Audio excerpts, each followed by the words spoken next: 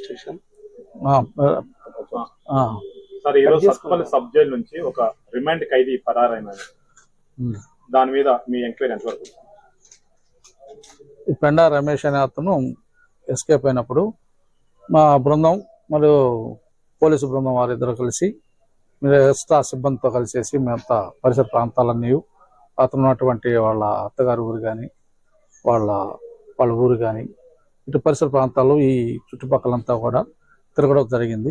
ఇంత గాలింపు చేసి అతన్ని చకచక్యంగా మా సిబ్బంది పట్టుకోవడం జరిగింది. అప్పుడు వెంటనే తీసుకొచ్చి మళ్ళీ జైల్లో ఆయన్ని వాళ్ళు కూర్చొని పెట్టేసాం. అతను పారిపోవడానికి గోడ దూకి పారిపోయినాడు. అంటే అతను చేసేటువంటి అక్కడ లోపల క్లీనింగ్ అయి ఉంటాయి కదండి, వాటర్ పట్టేయడం అట్లాంటివన్నీ అట్లాంటి చేసేటప్పుడు ఆయన పారిపోయినాడు. సబ్ జైలు ఉన్న ఖైదీని బయటకు తీసుకొచ్చి పని చేపిస్తుండగా తను అధికారులు కళ్ళు కప్పి పారిపోయాడని చెప్పేసాం. అలాంటిది ఏం ఉండదండి. అధికారులు మాత్రం ఎప్పుడు అప్రమత్తంగానే ఉంటారు. వాళ్ళ విజిలెన్స్ కానీ వాళ్ళ ఉన్నటువంటి సెక్యూరిటీ కానీ వాళ్ళతో జాగ్రత్తగా ఖైదీలు ఎక్కడ ఉంటారో వాళ్ళ దగ్గర కాపలానే ఉంటారు. కానీ ఖైదీలు పారిపోవడానికి ఎలాంటి మా వాళ్ళు అవకాశం ఇవ్వరు. ఇప్పుడు అలాంటి ఖైదీని తీసుకొచ్చి మీరు మళ్ళీ తిరిగి రిమాండ్ చేస్తారా? ఇప్పుడు రిమాండ్ లోనే ఉన్నారండి. ఇప్పుడు ప్రస్తుతానికి తీసుకొచ్చి రిమాండ్ లోనే పెట్టున్నాము. జరిగిన ఘటనపై ఎలాంటి చర్యలు తీసుకోవాలి?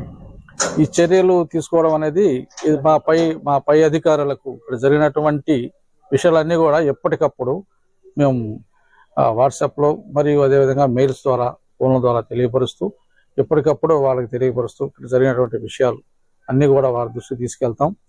అధికారులు వారు దీన్ని పరిశీలించి జరగాల్సినటువంటి ఏదైనా ఉన్నప్పుడు కూడా వాళ్ళ శాఖ పరంగా వాళ్ళు నిర్ణయం తీసుకుంటారు. ఇదంతా కూడా పై అధికారుల దృష్టికి మేము తీసుకెళ్ళడం జరుగుతుంది. సబ్ జైలు నుంచి పారిపోయినటువంటి రిమాండ్ ఖైదీ ఏ నేరం చేసి మా జైలుకి రావడం జరిగింది?